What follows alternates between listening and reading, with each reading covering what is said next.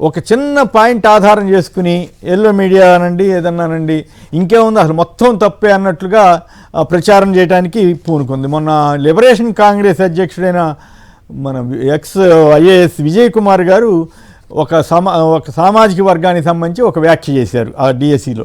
దాని మీద వెరిఫై చేసి ఇందాక మనం వైఎన్ఆర్ గారి జర్నలిస్ట్ వాదన కూడా ఇందాక ఆయన ఇంటర్వ్యూ చేసిన ఆయన అభిప్రాయం కూడా మళ్ళీ మనం వేయటం జరిగింది. సో ఇవన్నీ చూస్తే ఇప్పుడు ఇక సామాజిక వివక్ష లేదు అని ఇచ్చారు, సంతోషం, ఇది స్వాగతించాల్సిందే వివరణ ఇచ్చినందుకు ప్రభుత్వం. అయితే ఎల్లో మీడియా రాసింది విషనాగుల బుసలు అబద్ధాల ఫ్యాక్టరీగా మారిన వైసీపీ. అసలు ఆయన లిబరేషన్ కాంగ్రెస్ అధ్యక్షుడు అంటమేంటి, వైసీపీకి అంటగట్టడం ఏంటి, పోనీ జగన్ గారు అడుగుతున్న వాటికి సమాధానాలు చెబుతున్నారా అంటే అది సమాధానాలు చెబుతున్నారా లేదా అన్నది మన శేఖర్ రెడ్డి గారును వాళ్ళు మన రామ్నాథ్ గారు వివరిస్తారు. ప్రభుత్వం మరోవైపు అసలు ఏమీ ఇబ్బంది లేకపోతే ప్రభుత్వం మోసం చేసిందంటూ డిఎస్సి 2025 బాధిత అభ్యర్థుల ఆగ్రహం వైసీపీ కార్యాలయం వద్ద తరలి వచ్చారట. ఎందుకు ఇట్లా జరుగుతూ ఉంది? సో రామ్నాథ్ గారు చెప్పండి, ఒకటి సోషల్ మీడియాని అణిచివేస్తే ప్రభుత్వం మీద ఉన్న అసంతృప్తి పోతుందా? రెండు, మెగా డిఎస్సి సంబంధించి ఆయన లిబరేషన్ కాంగ్రెస్ ఆయన చేసిన దాన్ని వైసీపీకి పులిమి ఇంకే ఉంది అది ఇది అని చెప్పడం ఏంటి? వీళ్ళు రాసిన అబద్ధాలు, ఈనాడు ఆంధ్రజ్యోతి రాసిన అబద్ధాలు ప్రపంచంలో ఎవరైనా రాయగలుగుతారా? వాళ్ళు ఈ రకంగా దుష్ప్రచారం చేయటం. సో ఓవరాల్గా ఈ రెంటి మీద మీ కామెంట్ చెప్పండి. కొమ్మినేని గారు, తెలుగుదేశం పార్టీకి అసాధారణమైన మీడియా బలం ఉంది. టీవీ ఛానల్ ఉన్నాయి, పత్రికలు ఉన్నాయి, 100 యూట్యూబ్ ఛానల్స్, ఫేస్బుక్, ట్విట్టర్ లో విహారం చేస్తూ ఉన్నారు. ఇన్ని పట్టుకొని కూడా వైఎస్ఆర్ కాంగ్రెస్ పార్టీకి ఒక ఫేస్బుక్ అకౌంట్ కూడా ఉండడానికి జీర్ణించుకోలేకపోతుంది అంటే కారణం ఏంటి? తెలుగుదేశం పార్టీ ప్రశాంతంగా నిద్రపోలేకపోతుంది. తెలుగుదేశం పార్టీ దగ్గర ఉండాల్సింది లేదు, అందువల్ల ఇంత కంగారు. అదేంటంటే సత్యం, వాళ్ళ వైపు సత్యం లేదు కాబట్టి అన్ని మీడియా ఛానళ్లు, టీవీ ఛానళ్లు ఉన్నా సరే తట్టుకోలేక ఫేస్బుక్ ను కూడా వైసీపీకి సంబంధించి ఇండియాలో కనిపించకుండా చేసేశారు. ఇక్కడ ఇలా చేస్తే తెలుగుదేశం పార్టీ గెలుస్తుందా? ఇంతకుముందు ఇన్స్టాగ్రామ్ కూడా చేశారట కదా, ఇన్స్టాగ్రామ్ కూడా చేశారట కదా సార్. అది రికవర్ అయినట్టు అనుకుంటా, ఈ ఇయర్ ప్రారంభంలో చేశారు. ఇప్పుడు ఫేస్బుక్ ను బ్యాన్ కనిపించకుండా చేశారు. ఇప్పుడు 2004 ఫేస్బుక్ లేవు, ట్విట్టర్ లేవు, అన్ని పెద్దగా ఏమీ లేవు, మీడియాతో వన్ సైడెడ్ గా ఉండేది. కానీ ఆ రోజుల్లోనే పబ్లిక్ అంత చైతన్యంతో తెలుగుదేశం పార్టీని వరుసగా 2004, 2009లో ఓడించారు కదా. మరి దీని నుండి పాఠం ఎందుకు నేర్చుకోలేదు? చంద్రబాబు నాయుడు గారు నేర్చుకున్నారు. కానీ ఇప్పుడు తెలుగుదేశం పార్టీని, ప్రభుత్వాన్ని ఇంకెవరో నడిపిస్తూ ఉన్నారు. ఇవన్నీ అనుభవం లేని వ్యక్తులు ఎవరో నడిపిస్తున్నారు కాబట్టి ఇలాంటి ప్రయోగాలు చేస్తున్నారు. నారా లోకేష్ గారు ఇవన్నీ చేస్తూ ఉన్నారు ఈ స్థాయిలో ప్రతిపక్షం మీద అన్నది ఒక అభిప్రాయం. అదే నిజమైతే తెలుగుదేశం పార్టీకి ఒక మరణ శాసనం రాసుకోవడమే అవుతుంది. ఇప్పుడు వైఎస్ఆర్ కాంగ్రెస్ పార్టీ గత 5 ఏళ్ళు అధికారంలో ఉంది. చాలా విషయాల్లో ఒక ప్రతిపక్షము, రాజకీయ పార్టీలు విమర్శలు మామూలు ఇవన్నీ మాట్లాడుతూ ఉంటారు అన్నట్టు చూసి చూడట్టు వెళ్ళారు. కానీ ఈ అధికారంలోకి వచ్చిన 2 ఏళ్లలో తెలుగుదేశం పార్టీ తన అధికార బలాన్ని, పోలీసుల్ని అందరినీ ఉపయోగించి వైఎస్ఆర్ కాంగ్రెస్ పార్టీని విపరీతంగా నెట్టే ప్రయత్నం చేస్తోంది. కానీ ఈ పని రేపు అధికారంలోకి వచ్చిన తర్వాత వైసీపీ తిరిగి చేస్తే తెలుగుదేశం పార్టీలో ఎంతమంది నాయకులు మిగులుతారు? 2014, 19 మధ్య ఇలా చేసి 2019లో వైసీపీ గెలవగానే ఒక ఆదినారాయణ రెడ్డి గారు ఒకరు బీజేపీలోకి వెళ్ళిపోయారు.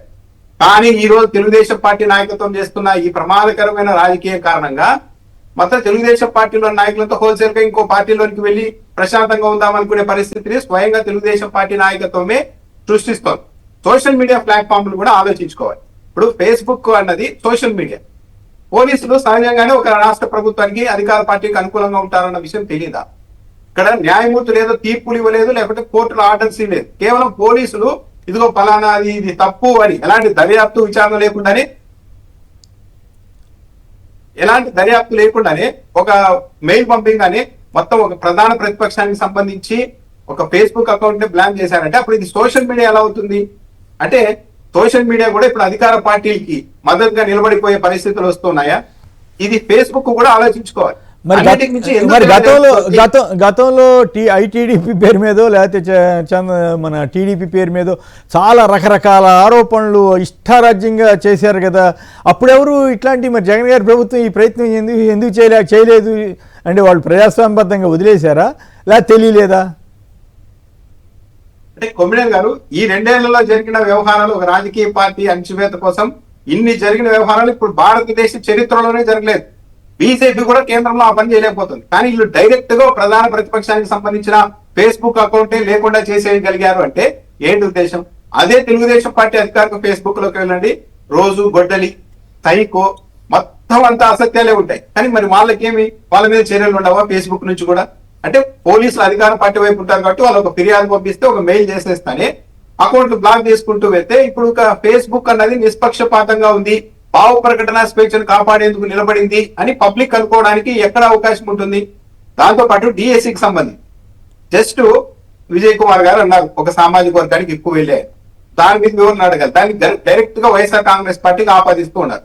కానీ చెప్పాల్సిన ప్రశ్నలకు సమాధానం చెప్పడం లేదు. బాగా గమనిస్తే డైవర్ట్ చేయడానికి ఇంకో ఎత్తుగడ కూడా వేస్తూ ఉన్నారు. మొన్న అధికారులు కావచ్చు, మంత్రులు కావచ్చు, తెలుగుదేశం పార్టీ నాయకులు కావచ్చు, ప్రతి ప్రెస్ మీట్ లో కూడా ఒక విషయం చెప్తున్నారు, త్వరలో మరో డిఎస్సి వస్తుంది, మీరంతా సిద్ధంగా ఉండండి. అంటే ఇది మర్చిపోండి, మీరు ఇంకో డిఎస్సి కోసం ఎంగేజ్ గా ఉండండి, ఇవన్నీ పట్టించుకోవద్దండి, మళ్ళీ డైవర్ట్ చేసి వాళ్ళని మభ్యపెట్టే ప్రయత్నం చేస్తున్నారు. నిన్న ఎమ్మెల్సీ చంద్రశేఖర్ రెడ్డి గారు కొన్ని కీలకమైన ప్రశ్నలు సంధించారు. ఈ రోజు ఇంకా విచిత్రం ఏంటంటే ఆంధ్రజ్యోతి పత్రికలో కృష్ణా జిల్లా టాపర్ గా నవీన్ అనే వ్యక్తి ఎలా వచ్చారు అన్నదానికి ఇప్పటికీ సమాధానం లేదు.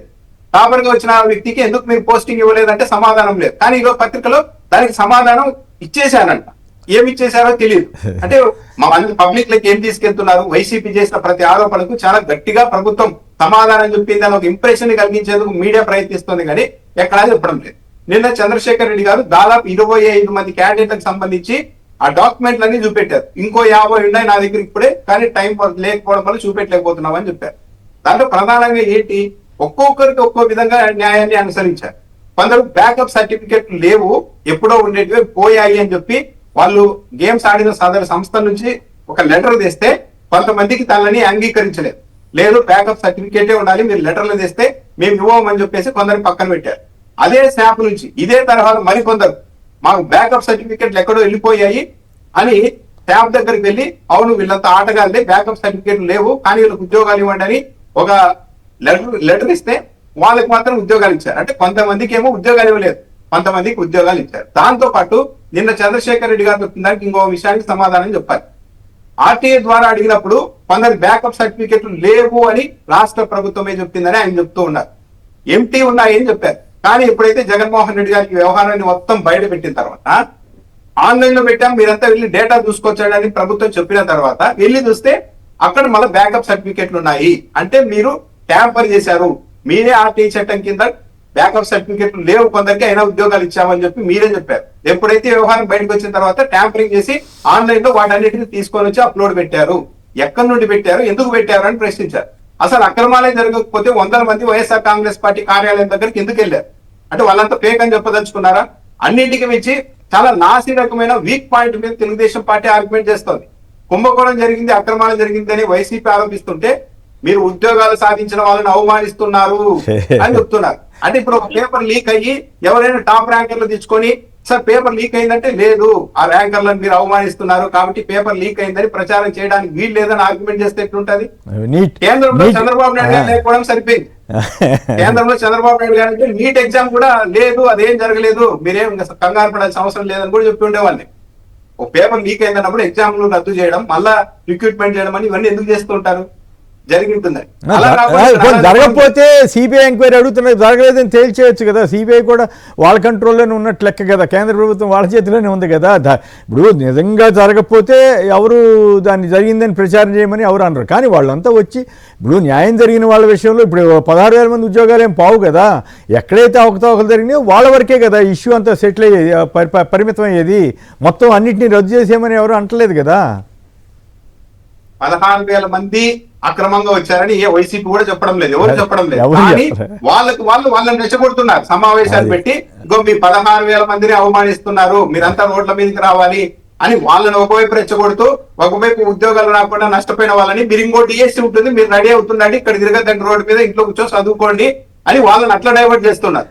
సో మొత్తం మీద అయితే తెలుగుదేశం పార్టీ వైఎస్ఆర్ కాంగ్రెస్ పార్టీ సంధించిన ఒక్క ప్రశ్న కూడా సమాధానం చెప్పలేకపోతుంది. నిన్న చంద్రశేఖర్ రెడ్డి గారు ఒక్కో క్యాండిడేట్ కి సంబంధించిన మొత్తం లెటర్ లో అన్ని చూపెట్టారు, డాక్యుమెంట్లన్నీ. దాని మీద సమాధానం చెప్పాలి. చెప్పకుండా మీడియా పని ఉంది కాబట్టి మేము ప్రతిదానికి సమాధానం చెప్పేశాం అని ప్రచారం చేసుకోవడం మాత్రం చాలా ప్రమాదకరమైన అంశం. కొమ్మినేని గారు ఫైనల్ గా ఈ ఆంధ్రజ్యోతి వాళ్ళు పెట్టిన హెడ్డింగ్ మీద కూడా ఏమైనా కామెంట్ చేస్తారా? ఏదో విషనాగులు అంటే ఒక చిన్న పాయింట్ ఆధారం చేసుకుని మొత్తం కవరప్ చేసేయాలనే ప్రయత్నం అదంతా. అంటే కొమ్మినేని గారు ఇప్పుడు ప్రతిదీ కూడా ఇప్పుడు మొత్తం ఇంత అక్రమాలు జరిగాయి, ఇంత వ్యవహారం జరిగింది అన్నప్పుడు ఒకటి తీసుకొని వచ్చి విజయ్ కుమార్ గారు చేశారు. ఆయన అడగాలి, వైసీపీకి సంబంధమే లేదు, ఆయన సొంతంగా పార్టీ పెట్టుకున్నారు. ఆయన ఒక వ్యాఖ్య చేస్తే డైరెక్ట్ గా దాన్ని వైసీపీకి ఆపాదిస్తున్నారంటేనే ఇక్కడే ఏదో దాయడానికి తప్పించుకోవడానికి ఏకంగా మీడియా కూడా ప్రయత్నం చేస్తోంది తెలుగుదేశం పార్టీని కాపాడడానికి అనేది చాలా క్లియర్ గా అర్థం అవుతుంది. ఇప్పుడు కమ్మ వాళ్ళకి మొత్తం ఉద్యోగాలు ఎక్కువ ఇచ్చేశారని ఆయన అన్నారు విజయ్ కుమార్ గారు, అది అవాస్తవమే. దాన్ని పట్టుకొని అది అవాస్తవం కాబట్టి మిగతాలన్నీ అవాస్తవం అంటే ఎట్లా? పైగా తెలుగుదేశం పార్టీ వీళ్ళు చేస్తున్న ప్రచారాల ముందు ఈ మాట ఎంత కొమ్మినేని గారు చెప్పాలంటే 30,000 మంది అమ్మాయిలు ఎత్తుకెళ్లారని చెప్పి ప్రచారం చేశారు. ఇదే ఫేస్బుక్ లో ఇదే ట్విట్టర్ లో చేశారు. జగన్మోహన్ రెడ్డి గారి మీద రోజు అసత్య ఆరోపణలు చేశారు. జగన్మోహన్ రెడ్డిని టీచర్లు కొట్టారని కూడా ఈ రోజు మళ్ళా ప్రచారం చేస్తున్నారు. అంటే ఇంతగా చేస్తూ భూములన్నీ లాగేసుకుంటారు జగన్మోహన్ రెడ్డి అని ప్రచారం చేశారు. 17 లక్షల కోట్లు, మొత్తం 5 ఏళ్ళు 3,32,000 కోట్లు అప్పు చేస్తే 17 లక్షల కోట్లు అప్పు చేశారని ప్రచారం చేశారు. ఇదే ఫేస్బుక్ ఇదే మొన్న సభలో కూడా, విజయోత్సవ సభలు 2 ఏళ్ల సభలో కూడా ఇట్లాంటి చాలా చెప్పారు కదా, పోటీపడి 10 లక్షల అప్పు మళ్ళీ చెబుతున్నారు కదా ఆయన చంద్రబాబు గారు. అంటే వీళ్ళ ఉద్దేశం ఏంటి? వాళ్ళు చేస్తున్న అసత్యాలు మాత్రం జనంలోకి వెళ్ళాలి, గంతులేస్తూ ఊరేగాలి సోషల్ మీడియాలో. సత్యాలు మాత్రం ఎక్కడా కనిపించడానికి వీల్లేదు అని ఒక పోలీస్ పొరపాటున ఒక్క మాట ఎవరన్నా అంటే వెంటనే వాళ్ళ మీద విరుచుకుపడాలి. పొరపాటు జరిగితే వాళ్ళు వివరణ ఇచ్చినా కూడా ఒప్పుకోరు, అది విశేషం. రైట్.